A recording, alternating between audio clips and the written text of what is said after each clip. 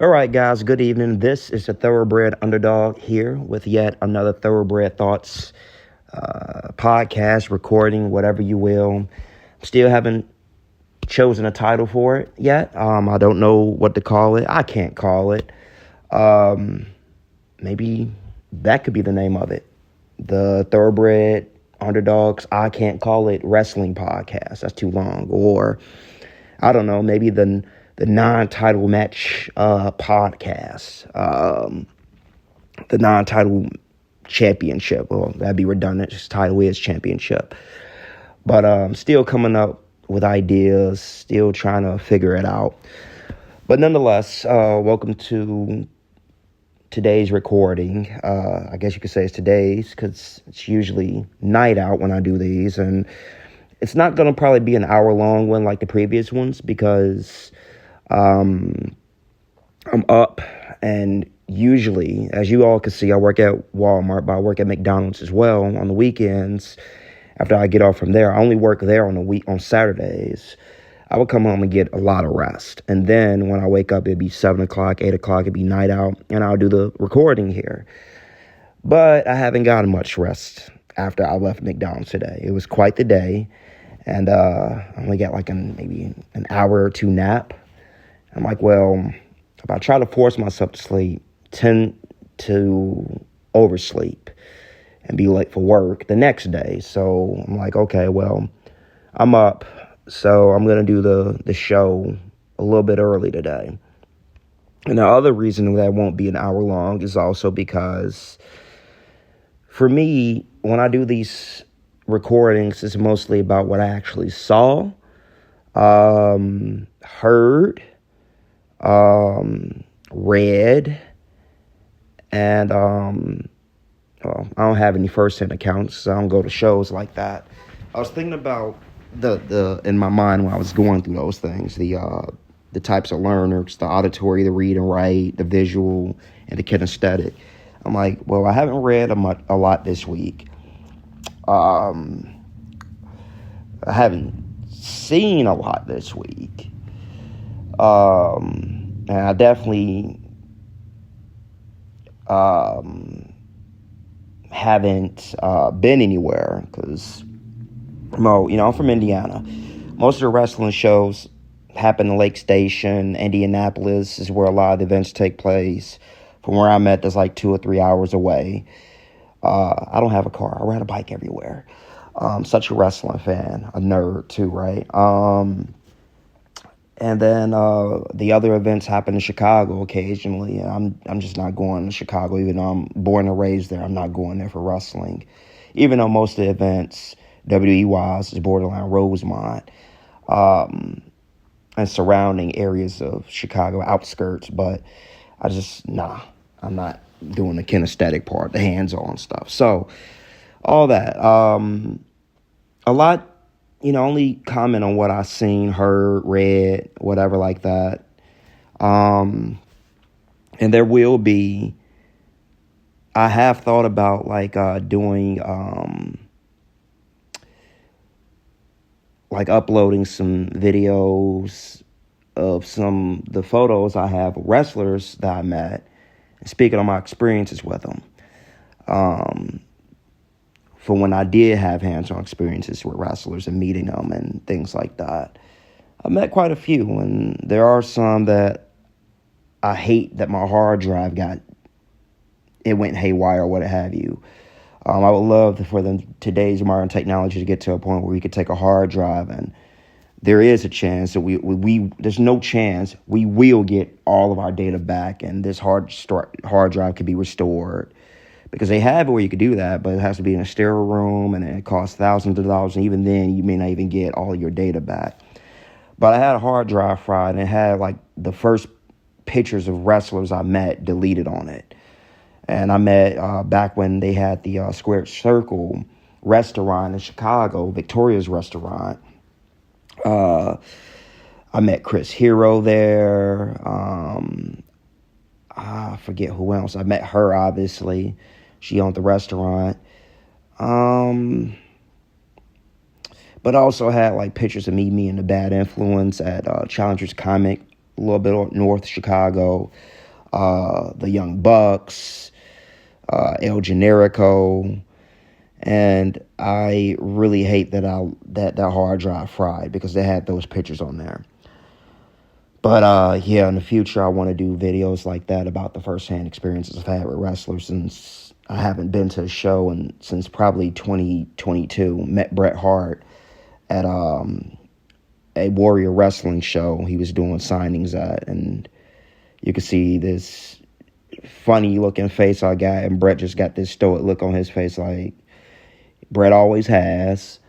The only thing that seems to make Bret smile with fans is when he sees them dressed like him or have on a shirt of one of the members of the Hart Foundation or something. But it was a great moment for me, and I was very happy.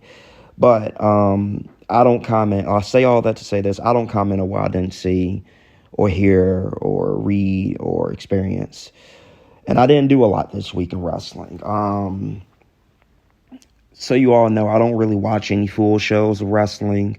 I'm like most people. I just go on YouTube, and that's my main consumption for wrestling. I don't do the streaming. I'm not paying for Netflix because they go up in price every quarter, and it's like they're deleting content that you like and not renewing license of content that they have on there, but charging you more every month.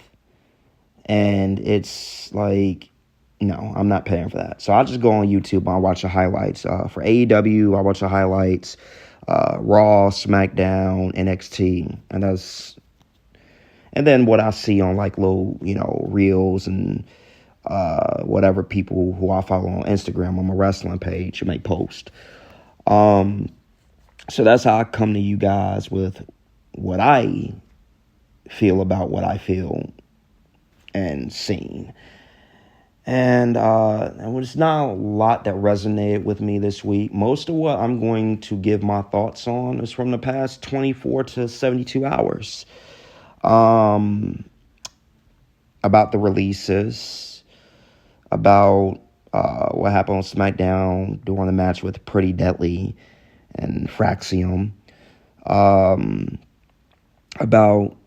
the moronic tweet that I can't even call him a superstar. He signed to WWE. Keanu Carver, this guy, and what he posted, and just try not to have an aneurysm reading the comment, because that'd be what the thumbnail is. And just following up on some things that I didn't speak on previously, like the WWE Unreal thing. I'm not what I feel about this concept. And that'd be pretty much it. So it'll probably be under an hour, but a little bit close. So I'm just wanting to say this too. I also like Harley Cameron. Last week I was like, I only tuned into AEW for select segments and involving the Death Riders, which really for me is just Moxley and Claudio Castagnoli, because Wheeler Yuta doesn't really do anything for me. He's just a generic looking dude.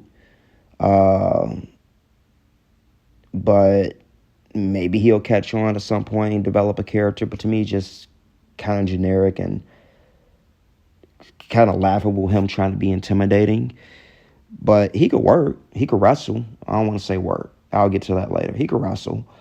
Marina Shafir, I kind of like her most doing this.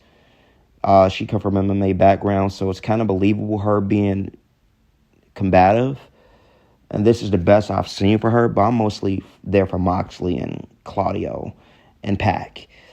But I watch for Pac. I watch for the Hurt Business, MJF, Mercedes, Harley. Megan Bain.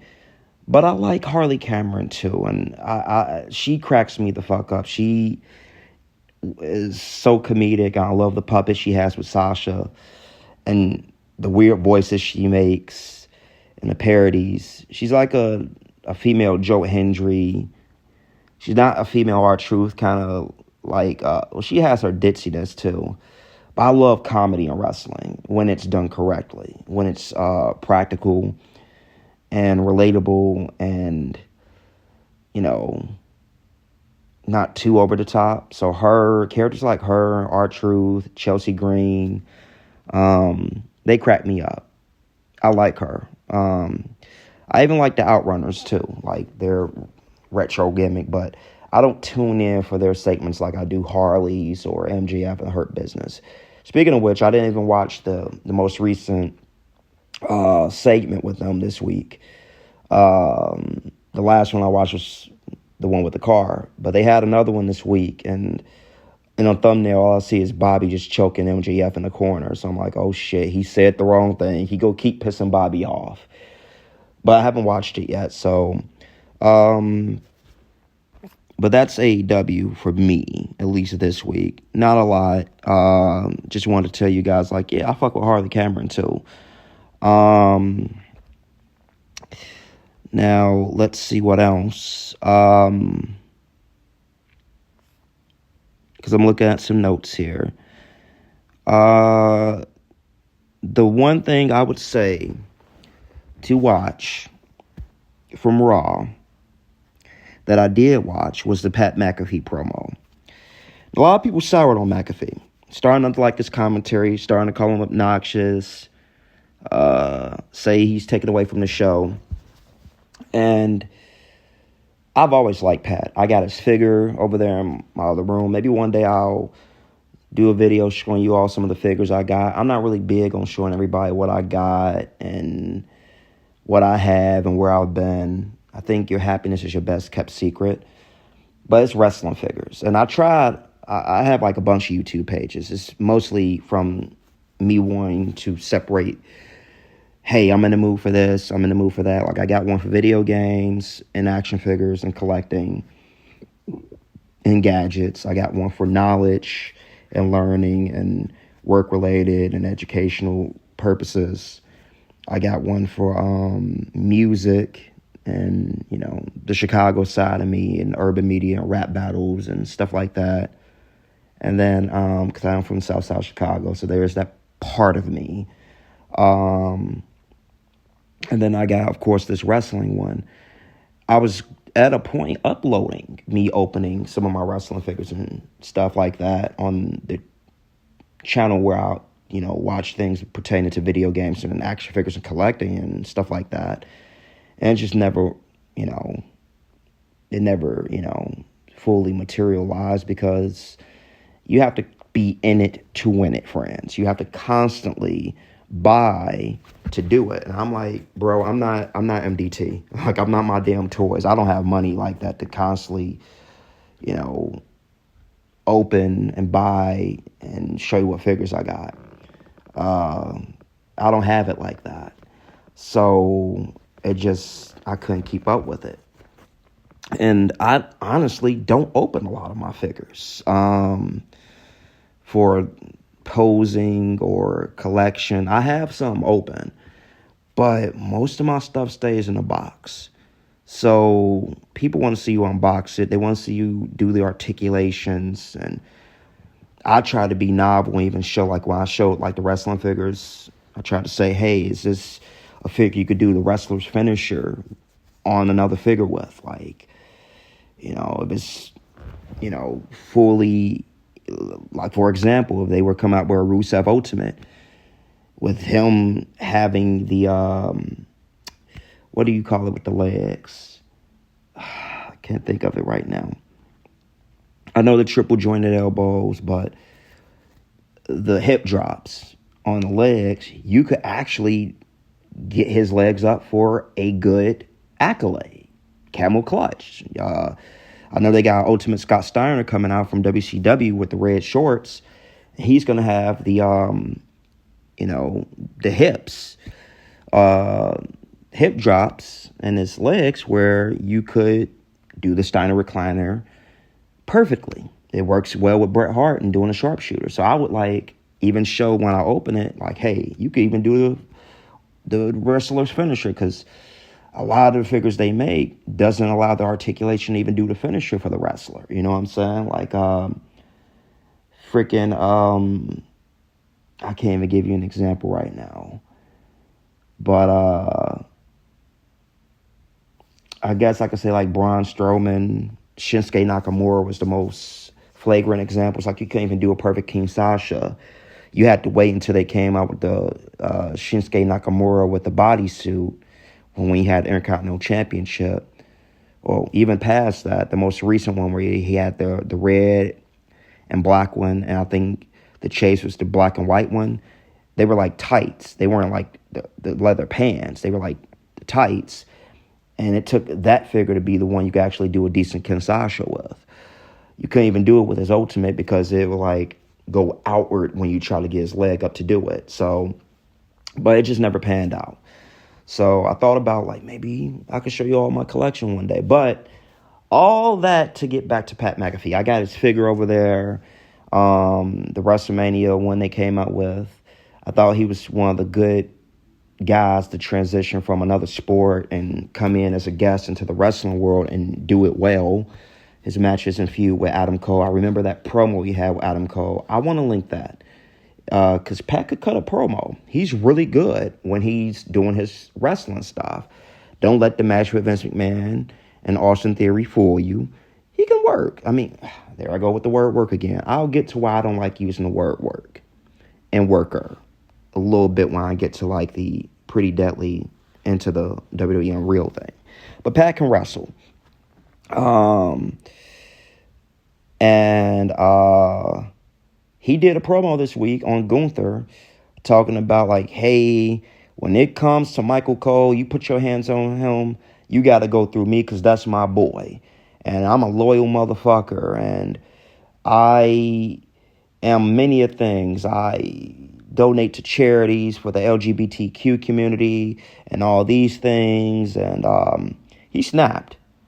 And then he said, like, hey, I know Adam Pearce isn't here tonight, so whatever version of his substitute, come out here because I want to match with Gunther. And, Adam Pearce wasn't there this past Monday, so Nick Aldis was subbing for him, and he came out and he said, look, you're not getting Gunther tonight, but you can get him at Backlash. So we're getting Pat McAfee versus Gunther at Backlash. And I'm like, this right here, I hope it's enough to convince you guys who kind of fell off of McAfee and start bashing him and saying he sucks. I hope it convinces you like he doesn't, because I like McAfee. Yes, he's brash. Yes, he could be a little obnoxious. Sometimes, it may seem like he's taken away from the show. But he can wrestle, man. He can do, when it comes down to him doing, hey, we want you to wrestle, we want you to color promo, he fits in fine, just like Logan Paul does.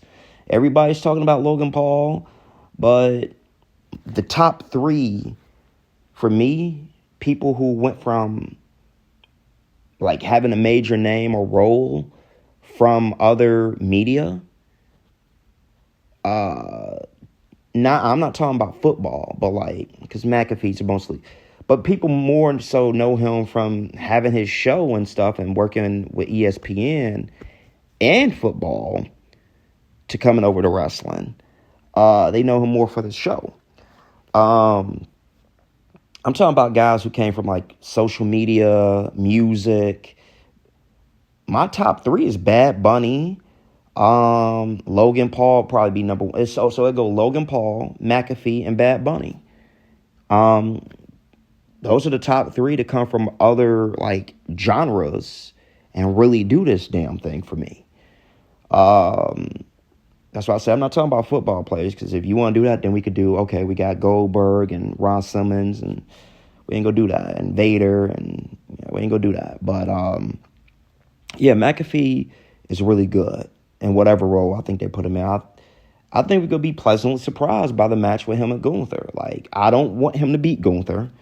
Gunther does not need to take many L's. The three people that have defeated Gunther in WWE are three people that you could say, okay, they need to be greater equal value. Dragunov, Braun Breaker on NXT, and now Jey Uso and Sami Zayn. Those are maybe only the four people that defeat him since he's been in WWE. Correct me if I'm wrong. And if McAfee beat him, it'd just be like, okay, one of these is clearly not like the other. As far as career trajectory, what they're going to go on to, who they've defeated, what titles they've had, their career, their upside. You don't have him beat him, but you have him put up a hell of a fight. And I think that match is going to be pleasantly surprising, almost to the level of what a few years back Damian Priest and Bad Bunny were. Nobody expected that match to be that good. Nobody, given who was involved. But it was fucking good. It was the match of the night and one of the matches of the year. For a couple of months, it was the match of the year. So I expect a sleeper. Now, what else this week? That's for me. That's it for me in Raw. I didn't see anything with Seth and Braun other than Seth coming out dressed like an imam or something like that with that damn rug thing he had on. And I think somebody pulled it up from a website and saw that robe was like $13,500. It looked like one like fucking Prince Nana's embassy robes, honestly. And I think Braun had a match with Sami Zayn or something. He broke him. Well, that's what Braun does. He breaks people. I must break you. But, Rusev had a nice little promo. I'm going to link you guys to. It was only a minute long. So he called AEW low-key the Abyss. At least that's how everybody perceived it to be. He's like, I spent some time in the Abyss. I think Lana will be back with him eventually on TV. Just don't put her on SmackDown with Damian Priest. Why would you put her on SmackDown if Rusev's on Raw? That was stupid. I'm sorry. That was stupid. You could give me a Botch Mania for that. But that was it for me in Raw. Nothing else kind of piqued my interest, really. I like that they're continuing this shit with Io, Julia, Stephanie, and Roxanne. I guess Rhea. So people peeped something too, that they're doing something with Topps cards where it has like, we all noticed that Mania they had like the little thing. Everybody had like little things on their tires, and it was like the WrestleMania logo for Topps cards and collectibles, I guess. And what happened was some wrestling fans with astute observational skills noticed that Julia and Roxanne had debut patches on their boots. So Roxanne had one because she isn't already. I know she got called up to Raw, but she was kind of like doing NXT too. She's going to be officially on Raw. For real. And no longer doing like NXT stuff. And Julia had one. I think they showed one for SmackDown with her. I could be wrong, but I just want Julia on the main roster. She's fucking good. She's not as over as Stephanie with the fans, but she'll get there. She's fucking good. I'm just happy she's back from that Mr. Kennedy-esque injury scare she had. And she's working with the big goats. You know what I'm saying? So we are in good company with the women's roster on Raw right now. We got Julia, Roxanne, Rhea, fucking Stephanie recurs doing stuff on Raw for a little bit right now. It ain't gonna be too long. She's gonna not be on the main roster. They see the world in her. And as they should, she's got marketability, character, and ring skills, attraction, sexiness. She can do high flying. She can do technical. She could do submission. And she could do that move that Booker T likes. So she's got it, man. But for NXT, nothing for me. I mean, Dark State jumped Joe Hendry. Try saying that 7 times fast. Because Joe Hendry came out and called out Trick Williams. I guess Trick is completely heel now.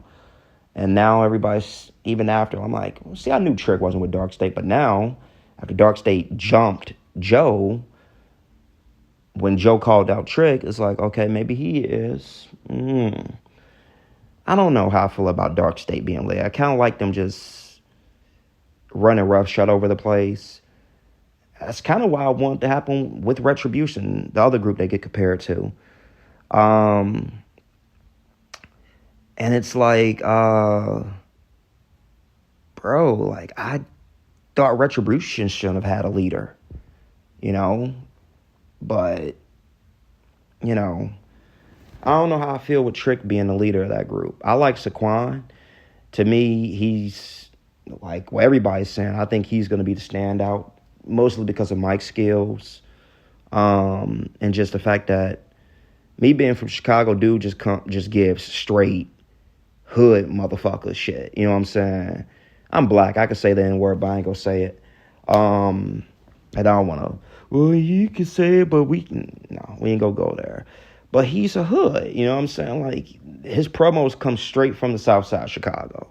I don't know where he from, but his promos just give authentic street, you know what I'm saying? You fill in the blanks. Everybody else shit just feel like they trying to remember their lines and rehearse. And I know there's a thing to be said about Saquon Sugars, because it's like, well, he's perpetuating stereotypes, and, you know, it's going to make us as a race look bad.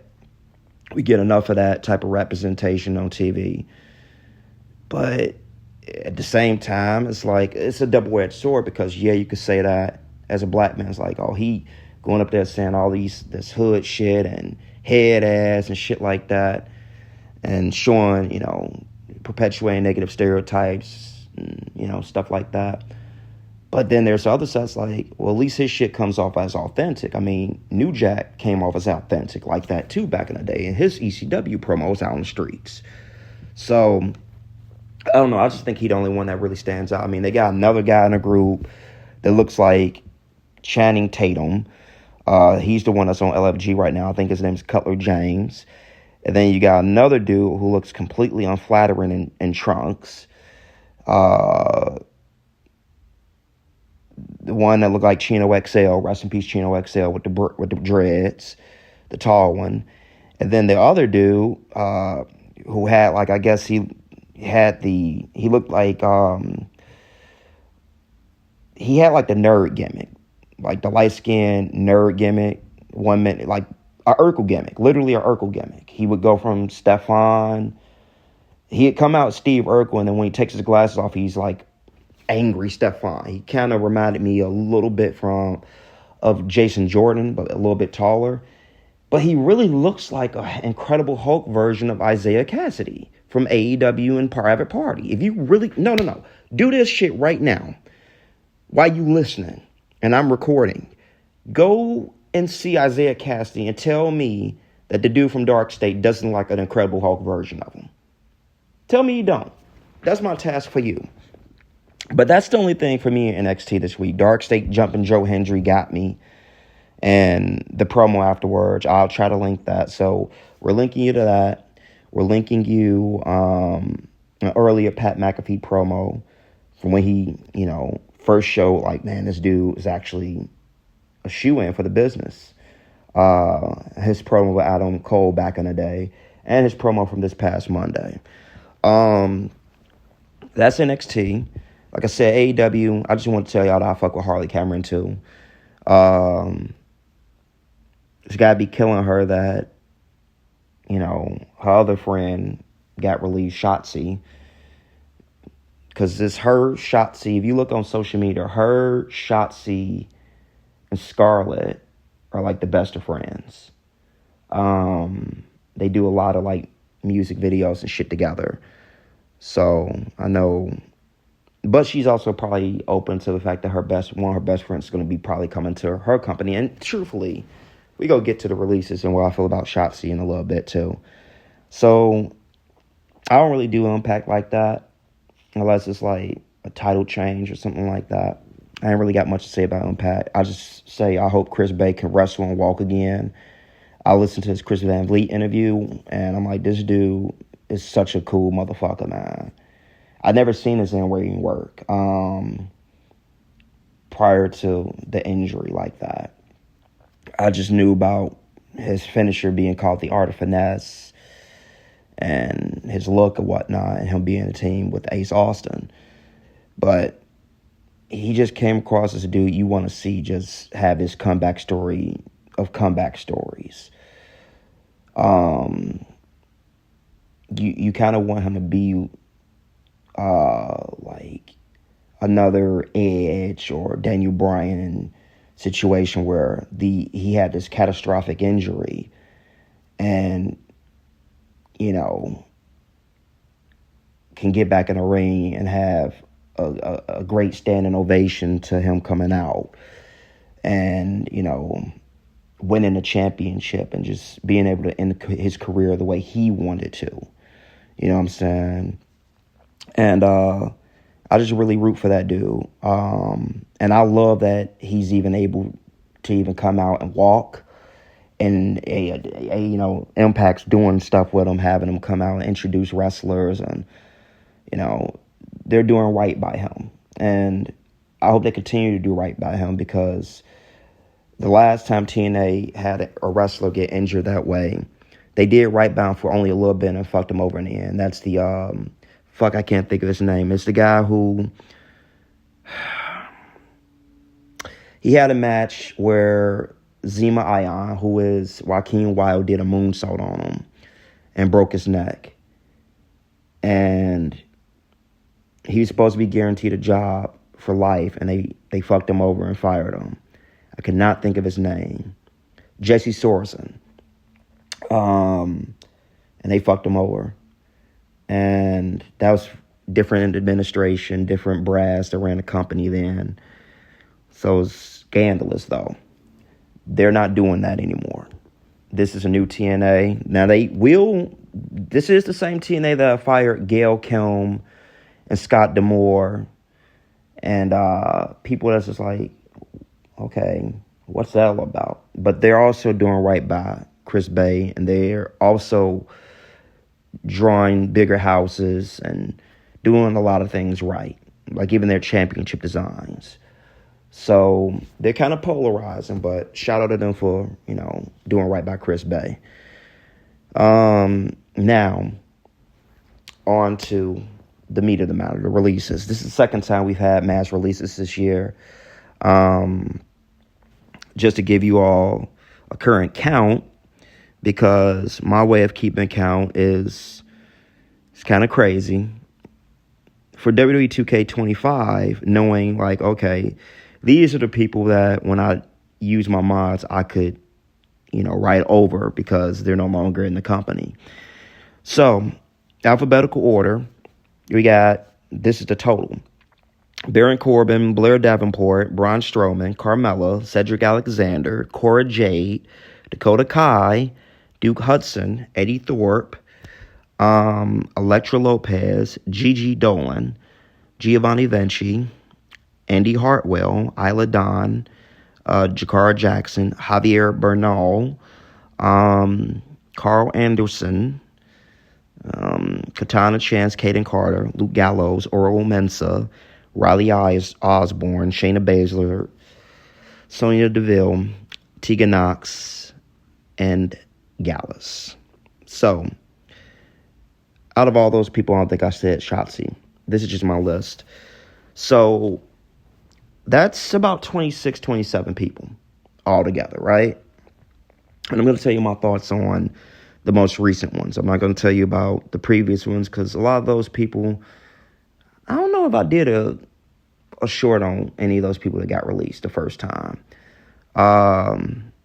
I know I did some shorts a while back about releases, but I didn't want to become a doom guy. I didn't want to become a guy that just does shorts on people dying and getting released and bad news. I'm not Wade Barrett. I'm not Bad News Barrett. And I'm not I'm not Bad News Bread. Short, you know, for Thoroughbred Underdog. But don't forget that name. So I'm going to go over these releases and what I thought about each person and where I think they should go. which, by the way, Indy Hartwell got released in the last bunch. She's already signed to TNA. I think that's a good place for her. I like Indy. She's just attractive, and I'm a little shocked that she got released. I feel like Candice LeRae might get released. I don't want that, though. And I know that she is literally a Triple H person. Like, Triple H's people are, I legitimately think Seth, Kevin, DIY, and Candice. Those are people that if they get released, I know anybody can get released. Because those are, you know, and they're Sean's guys too. You know what I'm saying? Johnny Gargano loves Shawn Michaels. So, like, those are some people that I'm just like, if they get released, yeah, now I know, like, something's going on. They fucking with Triple H. And, you know, I was saying earlier about how Triple H and Rock, I commented, because it's like, is Rock fucking with Triple H? And I'm like, not for nothing. I commented on a video where somebody was saying something like, is Triple H being sabotaged by The Rock? I'm like, look, when Rock first came into WWE, then WWF, it's commonly known that Triple H and Shawn fucked with The Rock. Like, they fucked with him. Bullied him, tormented him. And Brett stood up for him, even let him win a match against him, I think by DQ, when he was supposed to go out there and beat Rock clean and easily, handedly. And he took up for The Rock. I think Rock even trained at Stampede for a little bit. And he stood up for him when the Clique was fucking with him.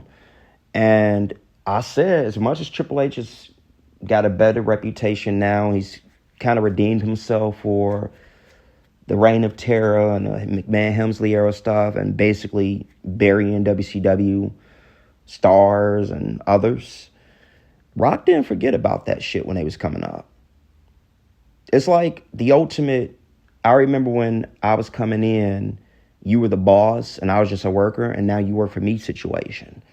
And maybe The Rock might be fucking with, because everybody's like, well, Triple H didn't shout him out. I mean, he was like his greatest rival. When Triple H was giving him like all the encomium to people who helped him coming up, Rock was a glaring omission.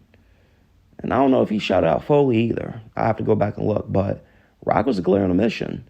So it's like, is there trouble in paradise there, right?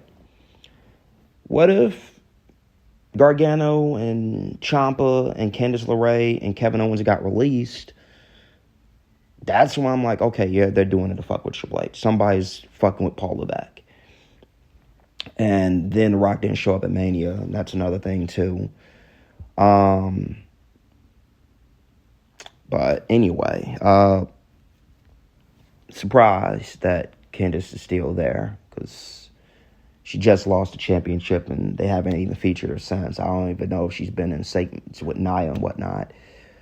But, because they were teaming up for a little bit. But let's get to the releases, right? So, I'm going to do it in alphabetical order. Braun Strowman, I'm going to be quick. Braun peaked in 2017, 18-ish. I figured they probably would have kept him to do something with, like, the Wyatt Six, because the Braid tie-in. But Braun is past his prime now. Braun is washed. Let's be real. Braun is washed. Braun could barely move. He could barely run. I was surprised he was even able to start back doing the running power slam, because for a while he was doing a power bomb. But he's even been out for a little bit and came back. But Braun, you could tell he's got some knee replacements coming up in his future. Just like Big Show did. I don't want to see Braun out there with warped knees like we did that one time with Big Show in AEW. I also don't want to see Braun with dead deers on his Instagram page, because I am not a guy that is pro hunting. I don't like seeing shit like that. You killing Bambi and stuff to make venison. So, but in regard to this, I don't want to see him past his peak or prime and barely able to move. I'm glad they had him get straight to the nitty gritty with his feuds. They had him feud with the people he should have feuded with, other big giant guys. Because other than that, there's nothing really you could do with Braun to make it believable. I would have liked to have seen him feud with Oba before he left, like the other next up and coming big dude. But it's just Braun is washed, man. He could barely do the running thing he does outside the ring, the choo-choo train, the Strowman Express anymore. But I'm glad he was able to get a redemption run, because Triple H brought back a lot of people that got released in 2020. Tony. He brought back a lot of people that got released in 2020, 2021 for a redemption run to right the wrongs that Vince did unceremoniously releasing those people. So I'm glad Braun was able to get a redemption run. He had the tag team with Ricochet. I thought that had upside, but I think Braun got a concussion or something during one of their matches. And that pretty much put an end to that tag team. I like their tag team, though. I thought they should have won the titles. It reminded me of Big Guy and Rusty for some odd reason. But that's Braun. Cora Jade might as well lump her up with Shotzi and Gigi. And oddly enough, Nikita Lyons, who they've had on TNA doing matches, injury prone, out for too long because of injuries and such. Though one of those times they put her out for injury was because of them wanting her to get breast enlargement surgery, and it just made her look ridiculous. I'm like, Cora Jade was perfectly fine without those two additions. She didn't need that. I don't know if it was her choice. I think a lot of times it's not the women's choices based on what they've done with previous female superstars on the roster. They make them do it. They coerce them. They say, what make you look better if you do this? And I think it's just only a matter of time before they start having some of the women go and get butt implants, like they do with breast implants. You know what make you look better if you go get a BBL? Leave the women alone. It's their body, their choice. I know I sound like a feminist when I say that, but they make these women go do all this shit that they don't need and then release them for what? You know what I'm saying? And it's like they don't need that. And then you release them for when they go do OnlyFans and shit. Sometimes OnlyFans shit don't even be that inappropriate. You know what I'm saying? It's just a weird line between shit like that. But Cora Jade, Shotzi, Gigi, they were out for injury for way too long. Injury prone. Gigi to a lesser extent, but she had injury. She wasn't out like Cora Jade and Shotzi were. But Cora, man, I just feel like her getting released now, she could come back. She's really young. So she could come back someday later on in her career and do what Zack Ryder said. Zack Ryder is one of the great testimonies to, hey, him and Drew and Jinder Mahal, like the three best when it comes to, hey, you get released, okay, cool. Zack even said in a tweet on X, you could either go into obscurity, you could reinvent yourself and show them why they fucked up. You know what I'm saying? Or you could go and have a hell of an indie run. You know what I'm saying? And or both. But you could go and have a nice little run and show them why they fucked up and come back and win a championship. In the case of Drew, Cody, Jinder, they got released. They weren't... If you look at them before release and now, it's incredible. You know what I'm saying? Drew was a jobber and 3MB, Jinder was. Cody was losing to R-Truth and on Superstars every week. And now he came back and he's a top guy. Just was at WrestleMania. Lost to Cena in a very abysmal, kind of dry match. But he's main evented Mania for the last 3 years in a row. Two of those matches he lost, but one of them was one of the best matches in Mania history and one of the best endings in Mania history. And the conclusion, one of the best storylines in wrestling history. So, well, you could kind of say the conclusion of this, the bloodline just happened where Paul finally turned on Roman, and now there's no remnants of the bloodline left because the last person turned. But the conclusion of the height of the bloodline storyline ended with Roman losing the championship to Cody and finishing the story. So Cora is young enough to come back, but they're not like what they did with Dolph Ziggler before. Dolph, I remember when early in his career, he was very injury prone, got a lot of concussions. They kept Dolph for like 15 years. They don't do that anymore. If you're injury prone, you're out for most of your run, they let you go. So Cora, like I said, she could get over it. She could come back. I think they saw something in her, but it's like, between the two, Roxanne is the one that has the better in-ring work, and she also wasn't the best worker in ring. She wasn't the best wrestler, Cora Jade. So she could go and improve and come back. It's not like a Tegan Knox situation where she was injured so much you never even saw if she was, because Tegan could work, but Tegan rubbed them the wrong way with some of the things she said on her social media too. Complaining about not being on tattoo shows and shit like that. She was injury prone, but she could work. She could wrestle. I hate saying work. She could wrestle.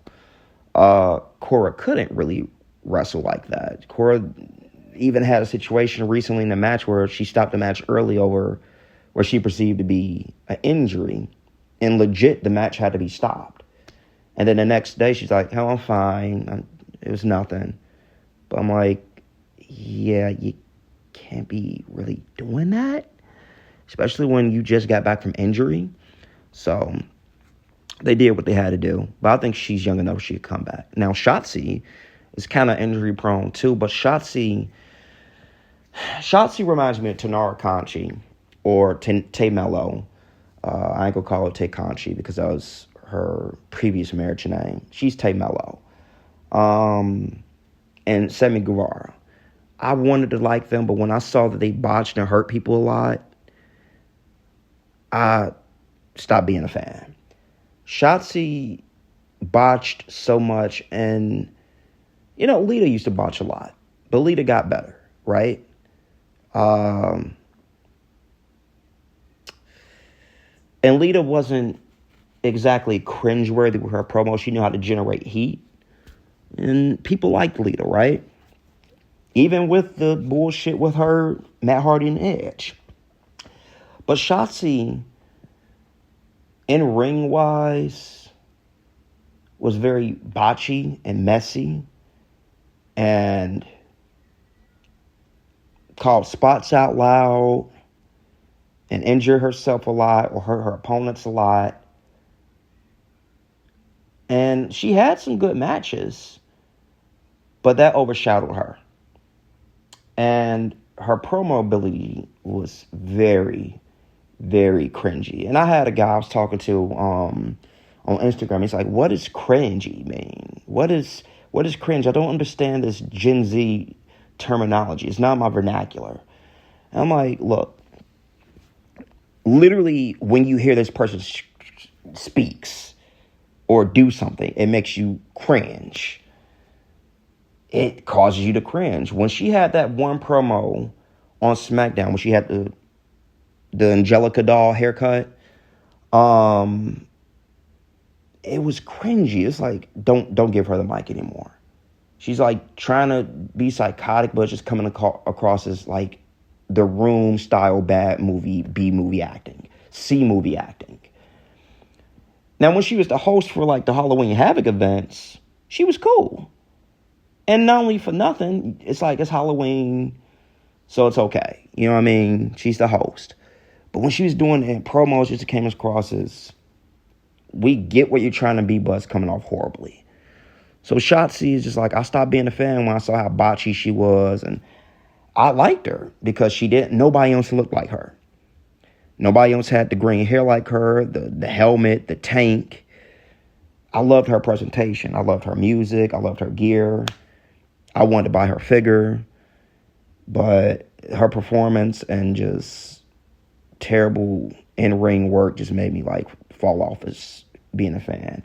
I think AEW or TNA be good for her because of what I just said, her look, her character, and stuff like that. And because AEW has more women compete in messy type matches, hardcore matches, I think she'd do better over there. I would actually like to see her go at AEW because I feel like it fits her more, her in-ring style more. She's more of a viral wrestler. I think it was her who had that suicide dive through all those chairs, and it became viral. Same thing with Gigi Dolan. The tampon became viral. She didn't do none of that shit in NXT. I liked her just being like, out of all the women that got released, Gigi fucked me up the most. We go get to her in a bit. But Shotzi, go to AEW, go to TNA. I don't want to not see her working anymore.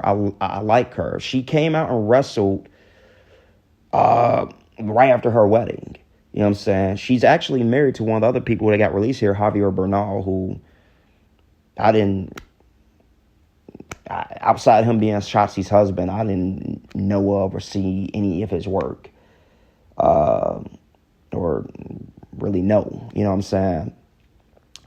And she looked like she's a big horror movie fan too. That's what made me like her too. That I can't take away from her. She likes horror movies, and you could tell like she's inspired by that shit. She and Scarlett even had like a little horror movie type thing that they show on YouTube and whatnot. So the character, but the mic work just wasn't there. The character I loved, the look, the presentation. I'm not going to completely bury her. That's why I'm like, I still want to see her make it in wrestling, but she needs to work on her mic skills and not being as choppy in the ring. And maybe she could come back someday. I think they also fucked her up, taking her tank away from her when they tried to turn her heel. It just didn't work. Like, give her a tank back, bro. Like, she should be coming out with a tank like Rusev did. Shit, she had the motherfucker before he did at Mania. He talked about that in his promo. I came at WrestleMania with a tank. You know, Shotzi was doing that shit on the Indies way before. You know what I'm saying? Not real tank like he did, but, you know, they tried to turn her heel. That didn't work, and that's why they sent her back to NXT. I love the Chemical X thing. I thought that she had upside. You know, her, Tatum, and Gigi, and now her and Gigi. It's like they do these releases, and they like, I don't know if y'all played Dragon Ball Z, but remember the first couple of Budokai games, and before they start putting like all the members of like a group, they're just putting them two main people and eliminate the rest, or not put in the rest. Like for Ginyu Force, they only had Raccoon and Ginyu. They didn't before they start adding Berter and Galdo and Jace. Or like the androids, they only put Android 18 and 17 instead of putting like all of them in from like the movies and shit. They're just putting like the main members of like the groups and stuff like that. That's what I feel like they doing with these releases. Like they did it with the Pure Fusion Collective. They only kept or now they only have Zoe Stark, because Zoe can actually wrestle. Zoe does not get enough credit. She can fucking wrestle. She doesn't have much charisma. She had charisma when she was with ELO, but they need to bring her Prue character on screen that she's doing on X. But last time they had the releases, they took out, you know, Sonya Deville, and now they took out Shayna Baszler. And it's like this time they took out Tatum. For Tatum, they took out Gigi and Shotzi, and now just Tatum. So it's like, y'all dissecting stables and tag teams, and it's like, we can't keep all three. We take two, we leave one that we like or see them upside with. And I feel like they could have did something with that. I would have liked Shotzi and Gigi. I like Shotzi, Gigi, and Tatum. And everybody's saying Shotzi just had a promo and whatnot. This shit gonna go past an hour. I thought it wasn't. And I didn't see the promo they talking about, but... And then I even read somewhere like Shotzi beat Stephanie or something. I don't know the validity of that, but... you know... They cut that off before that could even take flight. And that sucks. Because I like Gigi too. And speaking on Gigi, she was out for a while at one point, but then there was also a time right after Toxic Attraction, they weren't doing anything with her. They barely featured her on NXT. She was like on Level Up and shit. I'm like, you have a star here. You know that, right? Her look was unique and stood out. That's why I like Chemical X. You got the 3 most outstanding looking women on your NXT roster here together. And you could do something with this. And you're not doing anything with them. You released 2/3 of the group. Gigi had a look. She had a fat ass. Nobody else looked like her. She had just a unique look. She could have been that rocker type archetype you have. But also, I could have seen her being a big baby face on the main roster. She could wrestle. But she had a unique look, and she was very attractive. She was out for a bit, though. And it's not completely her fault because they weren't exactly using her when she was active. So, I don't know, man. That was a missed opportunity. She was going to get over if she got on the main roster off of looks alone. Because I could see a lot of girls dressing up to look like Shotzi, her, and Tatum if they brought Chemical X to Raw. But they didn't. And they let Gigi go. And that sucks. So, you know, I don't know if she'll be back. And I don't know what they're going to do with her going to AEW. Because it's similar to a situation with like Cedric Alexander where people's exes and shit were scorned or they don't want to go there because maybe they can't work in the same environment where their ex works. Like, that's the reason I feel Big Cass wasn't brought back to WWE, because Carmella was there and they had kind of a fucked up relationship. And Darby was with Gigi at one point. So I don't know how that's going to affect her wanting to go to AEW. I think she could go to TNA too, and flourish there. And maybe Tatum still makes appearances there, and she still teams with Shotzi and Gigi there, but they're just not in WWE. So there's that with Gigi. I also brought up Nikita Lyons. I'm very shocked that they didn't release her because she's very, very, very, very injury prone too. They got her going to NXT doing events, and she also, a lot of people don't like her. You know what I mean? I stopped liking Nikita when I saw how injury prone she was. I liked her when she first started because, for one, I got a thing. I'm an ass guy. I love thick women. I'm not going to shy away from that. I'm very unapologetically heterosexual. I'm not a pervert about it. Like, that's not the only reason I watch NXT. I think it was a guy that I watch, I'm subscribed to. Shout out to Wake Up Noah. You guys should subscribe to him. Brother's got good content. But he brought me on to, what is it, Gooners? And I think it's people that just watch the women for perverted reasons. I'm not that. But I am an aesthete. I like beautiful women. I got my preference to thick women. Some of you guys just like white women. Some of y'all black and y'all just like white women. Some of y'all like women with, a good top floor. Some of y'all are ass guys like me, and there's nothing wrong with that. There's nothing wrong for only watching wrestling for the women. But yeah, if you got shrines of the women and you know what I'm saying, you masturbate to their matches, that's not cool. But I like Nikita Lyons because she was one like Naomi. When Naomi first started, you didn't see women like that with a body like that getting signed by WWE. So it's kind of novel. Nikita was like one of the first pogs. And you could say Molly Holly was a pioneer for that because she was like the first white girl they hired that could wrestle and had a nice, badonkadonk. Trish did. Though some angles Trish's booty don't look that big. But she had a booty. She had a tiny booty. But Nikita Lyons was thick, and she had a nice martial arts based moveset. She reminded me of Sonya Blade. But she started to get injury prone and lean too much into the Iggy Azalea cultural appropriation shit. Now, they're saying that her dad's black and her mom's white. She's half black or whatever like that. Okay, cool.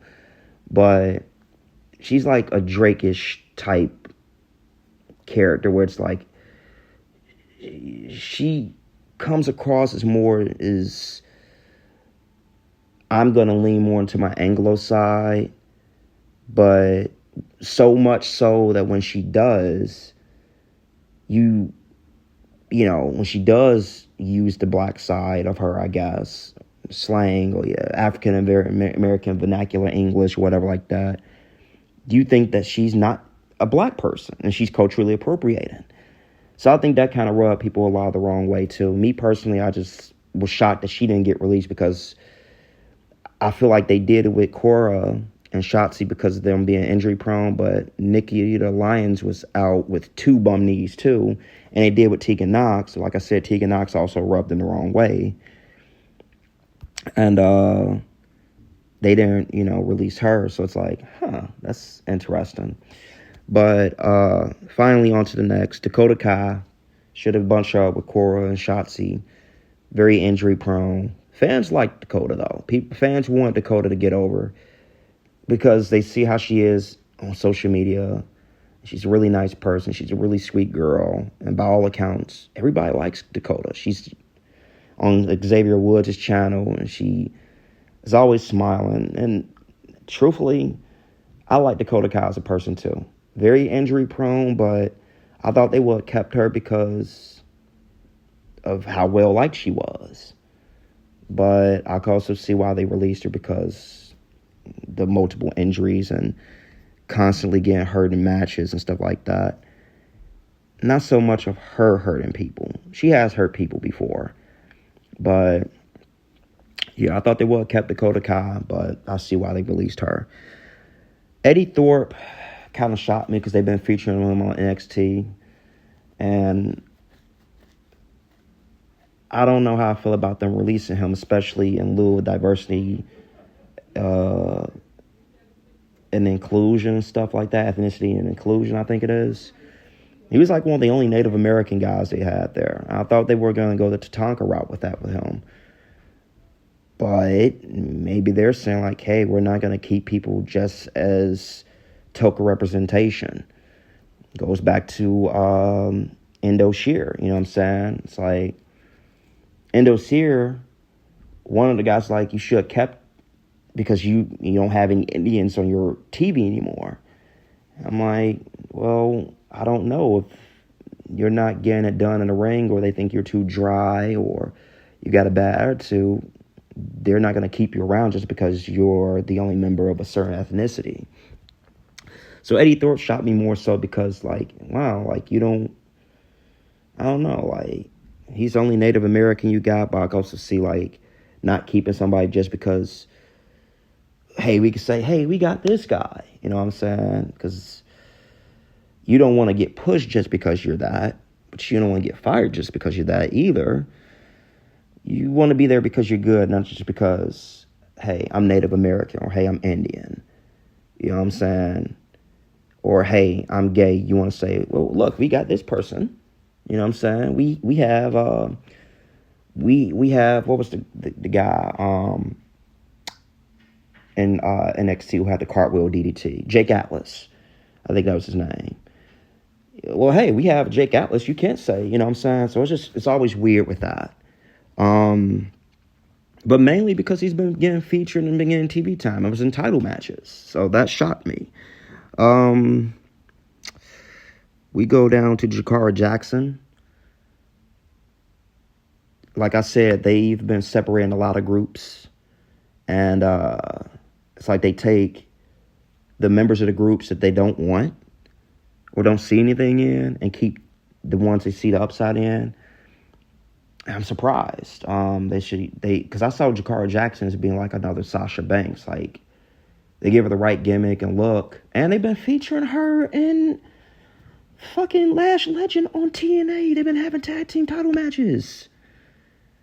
And even Don Tony was saying, like, hey, I could see them bringing up her with Naomi. I like Naomi by herself with this proceed with caution thing, personally. But you could have had lackeys and whatnot. And they released her. So hers kind of shocked me. And at a point, I thought Lash Legend was going to get released, especially after that match she had with Saray and stuff. But she's improved tremendously. And maybe they see her as being the breakout star in Metaphor, because they released Oral Mensa too. And I'm surprised Noam Dar didn't get released. He just came back. They had the little segment with Metaphor saying we're going to go our separate ways. And it turns out that separate way for Jakara was she's completely leaving the company. They're not renewing her contract. And that's the thing. A lot of these people did just not getting their contracts renewed. That's their way of release.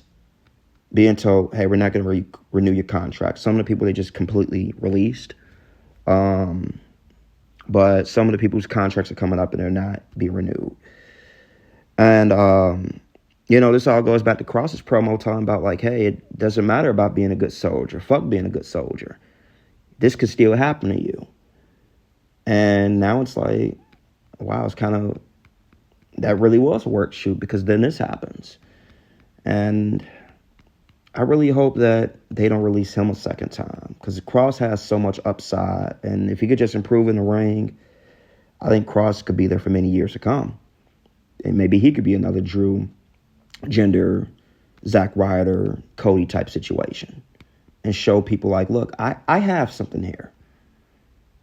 And I'm here to show you guys that y'all was wrong to release me the first time, even though if you didn't, I wouldn't be here to show you, like, this is the best me from that. You know what I'm saying?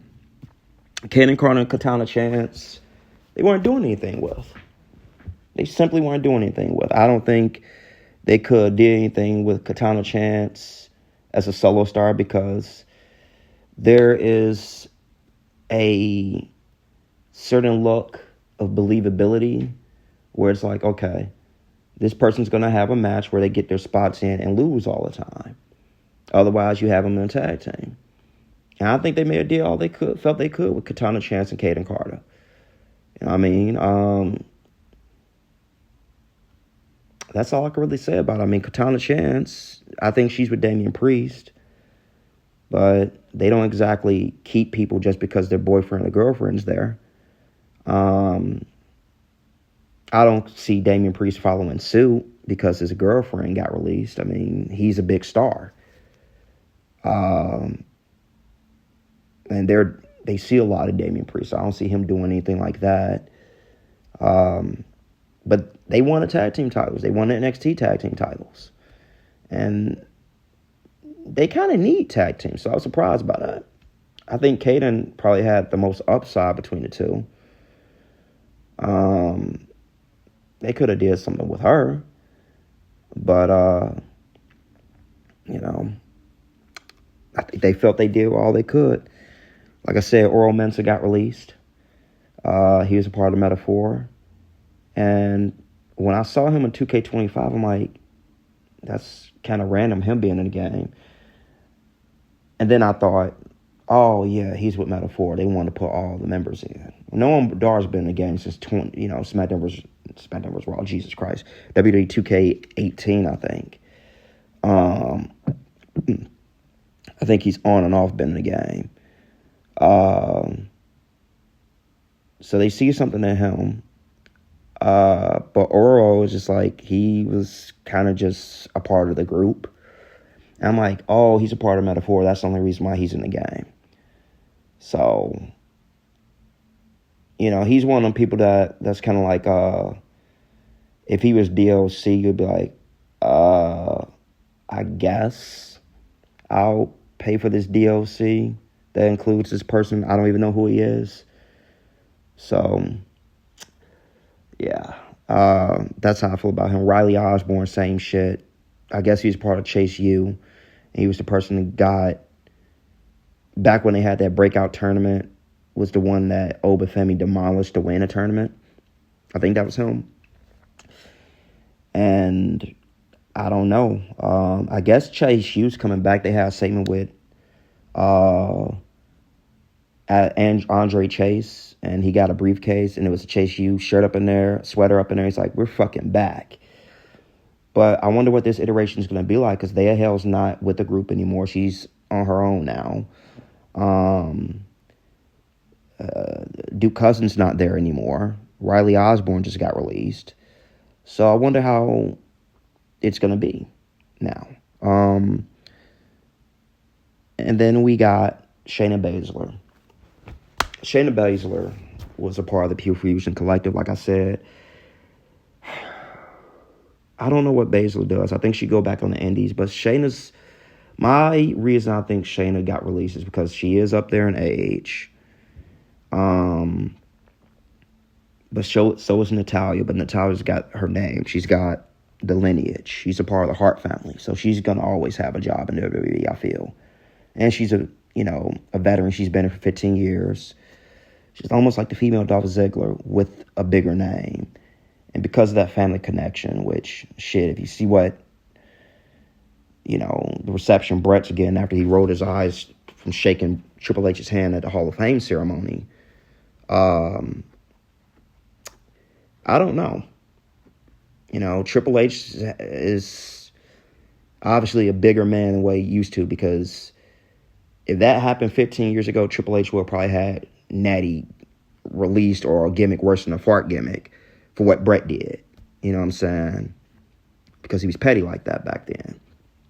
But, so, Hart has a name, but Shayna doesn't. Shayna is, they got younger girls now who could do the MMA shit.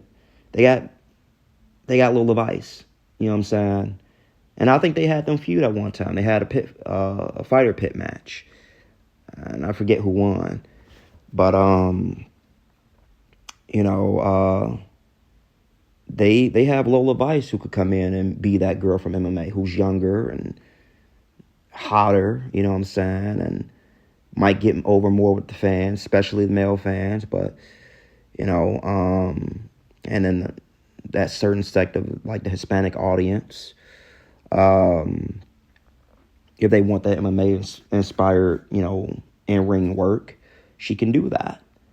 And she's a beautiful badass, Shayna's up there in age, and it's kind of past her prime, and they kind of missed the opportunity to push her the way they should have when she lost to Becky Lynch at Mania that one year after she eliminated everybody in the Elimination Chamber. That's when they should have pushed her as a single star. But they didn't. After that, they redeemed themselves just a little bit, pairing her with Nia, because that was a good tag team. But the Pure Fusion Collective shit never got over it. They called them a stud line for a while. And, she had a good run overall. She was NXT champion for a while. Defeated Ember Moon for the belt. I think she may have been the longest NXT Women's Champion before Rhea beat her. So we got to see her at her best, but we also got to see her have her Braun run where she wasn't exactly as good as she used to be. So I don't know where I see Baszler going after this. I could see her probably going to GCW, doing an indie run, and maybe ultimately going to, AEW. Her best friend's there. One of her best friends is there, Marina Shafir. I could also see her go to NWA. I don't know. But, that's how I feel about Shayna Baszler. Now, the last people I have here are, like the Javier Bernal dude. Like I said, I only knew him for being Shotzi's husband. But Gallus, I feel like I'm shocked they didn't keep one of them. They just released the whole group. I don't know which one of the Coffee Brothers is the one that looks more like, the most like Jim the Anvil Neidhart and the love child of him and fucking Hugh Morris. But I thought he was the standout. I thought he had a unique look. I thought he was the one they would have kept if you were only to release one member of that group. But they let the whole group go. So with them, I could probably see them going back to Europe going back over there, or going to New Japan, and maybe having some matches in AEW, but maybe not getting signed because they're a trio, and maybe they need a trios team to buffer up that tag division a little bit. That's it for them. Or maybe they do go to TNA, because TNA picks up more of these people than even AEW does at WWE releases. So that's how I feel about Gallus. Now,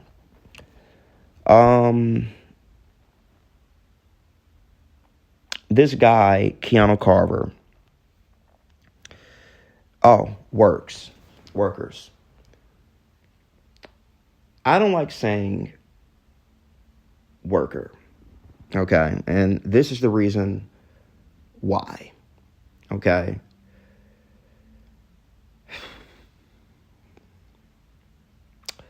This guy gets on Twitter, and he says what I'm going to put in a thumbnail that I can barely read.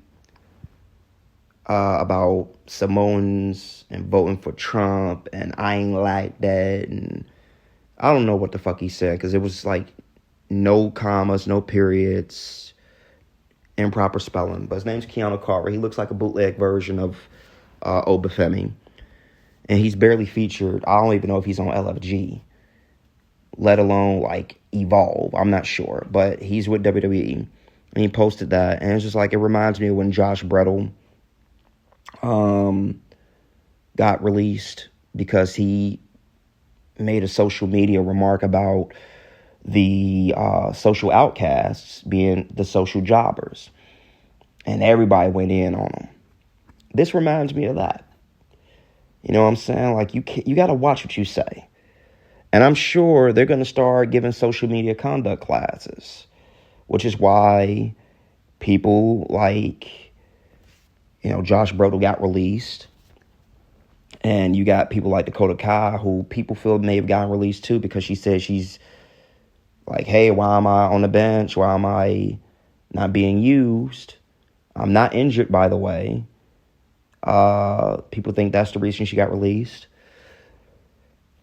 And Tegan Knox for commenting about not being on Tattoo Show, because certain things just is too soon for the WWE brass, and they feel like, hey, we don't want you talking. We're releasing you.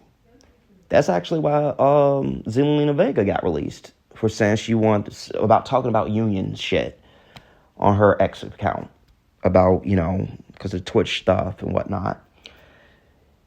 You got to watch what you say, especially if you're somebody that's barely featured on even the developmental of the company you work for. And,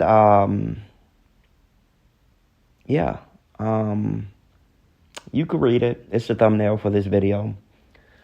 If you can read it. If you don't have any reason trying to read it, you just gotta watch what you say, especially when they're releasing people like crazy, in lieu of or being too soon of things that they said, because they just had the whole, situation with Nick Khan saying we don't sign people just to bench them and have them in catering and stuff like that. And then you see they release people like crazy, and you say something tone deaf and ignorant, like you can't get it too. You know what I'm saying? And my opinion is, because I didn't opine about it because that was WrestleMania weekend, they very much do sign people and don't do shit with them. And it's a double-edged sword when these people get released, because okay, yeah, you're not doing shit with them. Let them go so they could go work someplace else. But at the same time, why sign them and bring them up if you ain't gonna do shit with them? Like with Blair Davenport and Giovanni Vinci. What you bring them up for if you ain't gonna do shit with them?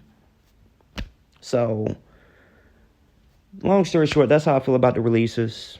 And this Keanu Carver guy. The last thing I got to talk about is these motherfuckers. I said I won't even go do past an hour. It's going on 11:25, 1 hour and 20 minutes. But looking back, that's about the average for me. But I ain't gonna say always expect 1 hour and 20 minutes. The last thing I'm gonna comment about is what happened on SmackDown in the match between Fraxiom and Pretty Deadly. If you ain't see it, I'll link that too. I need to start taking notes of where I need the link so I could get them up there. But there was a part in the match where It wasn't supposed to be the finish, because that's not Nathan Frazier's finish. His finisher is the Phoenix Splash. He did a standing running moonsault. Jesus. He did a running shooting star press to, I think it was Kit Wilson, the blonde member of the group. And it looks like he may have busted him open. His elbow hit him in the mouth or on the chin, cut him open or something. And the referee, young black woman, I cannot think of her name. All I know her is I think she's still Leon Ruff's girlfriend. Y'all remember Leon Ruff, right? Back in the day. She was making the count, and Kit Wilson didn't kick out. She made like a phantom 3 count, like it was a 3, but her hand didn't hit. She looked kind of confused. Everybody did. And we've had this happen before in matches with, infamously, the match with Ted DiBiase, where he got pinned by Daniel Bryan. Everybody got confused. It was like a tag match that spawned the meme with Cody Rhodes talking about, he tried to fuck on me. He said Ted DiBiase went to the back and said that to a referee. We've had that happen with that. We've had it happen. Another infamous moment where it was a multi-woman match, and I think Emma pinned Becky Lynch, and Becky forgot to kick out. WrestleMania 35. Ronda in the pin that she was supposed to kick out in. The crucifix pin. That's how Becky pinned her or something. We've had this happen a couple of times, and it always leads to people getting confused, either ostensibly on camera where us, even the fans, can see it, and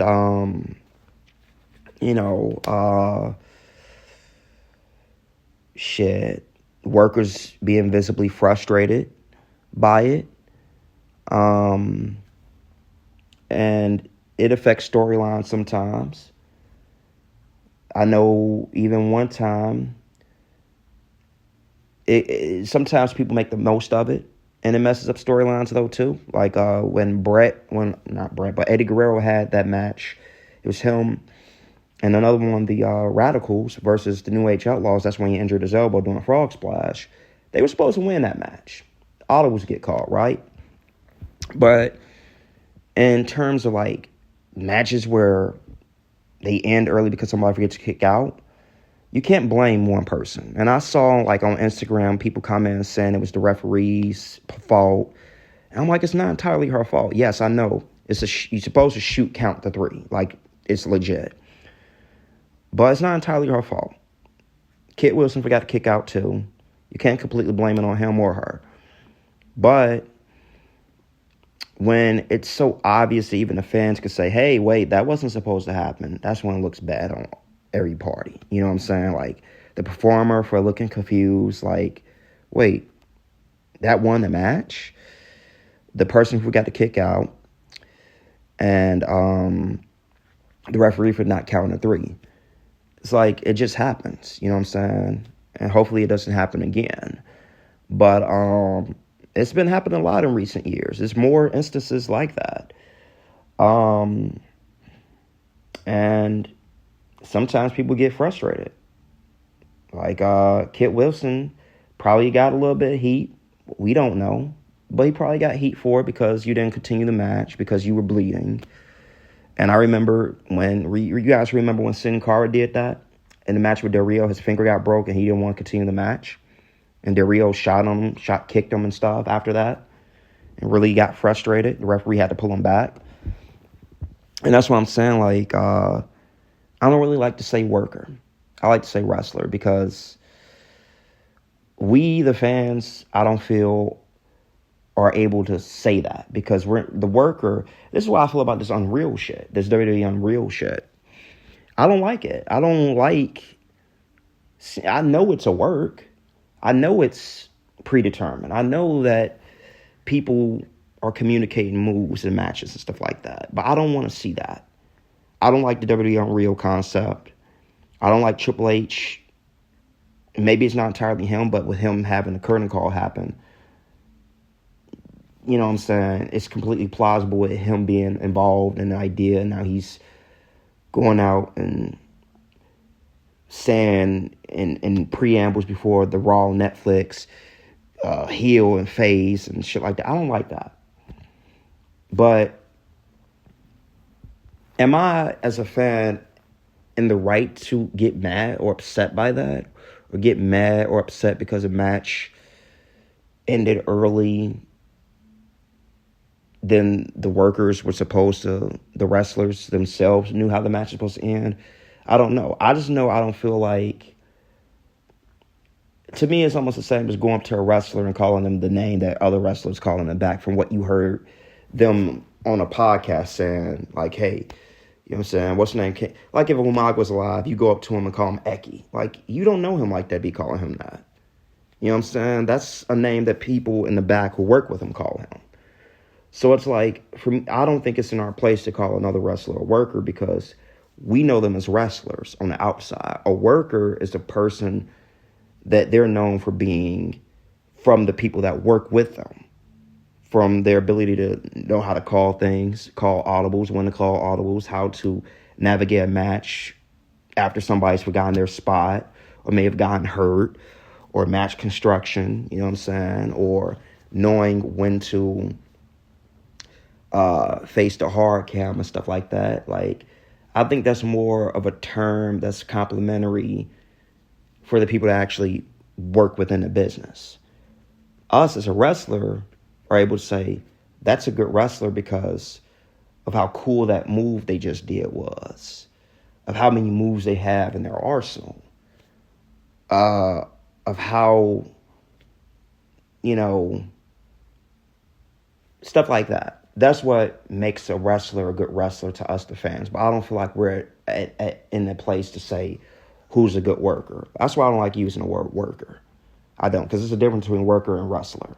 Wrestler is what we, the fans, can opine on. Worker is what the people that work with the wrestlers inside the business opine on. I just always wanted to say that. But nonetheless, this is an hour and damn near 30-minute recording here. I'm going to upload this. And I'm going to try to remember the links I said I was going to give you. Let's see if I can remember them, because my memory sucks. Pat McAfee and Adam Cole from back in the day. Pat McAfee and Gunther. The match on SmackDown. The thumbnail of what Keanu Carver, or whatever the fuck his name is, said. Fuck, I forget one else. I'm going to have to go back and listen. Forgot already, guys. But nonetheless, if you listen, thank you. How can I forget? I said I was going to do this earlier. Shout out to Toyco Collectibles. Had a really good conversation. It is Toyco Collectibles, right? Let me see. I shop on an app called Shop app. And it's one of those awesome paying for apps that you guys know of, like Klarna and Zip. Let me see. I don't want to get the name wrong. Toyco Collectibles. All right. I've ordered from them. And I got some stuff coming from them. I ordered a Ryu Storm Arena Collectibles Storm Arena Ryu and Ken that I cannot wait to come. Pause. I cannot wait for them to arrive. And I had a really good conversation with the actual owner of the store, Andrew. I just want to give him a shout out. And Toyco Collectibles a shout out, because I told him I would in my most recent video. He's probably never going to see this video, but I'm a man of my word, and I love shouting out people because you motherfuckers are cool, man.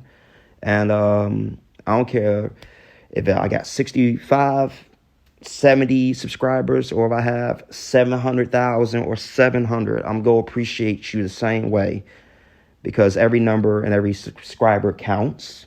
And I'm grateful for you guys, because, you know, always remember that you don't have to listen. You have a choice. And now more than ever, where you could play, pause, stop, rewind. Yeah, I say rewind. On-demand services. You don't have to wait for certain shit to come on, like back in the days when I grew up.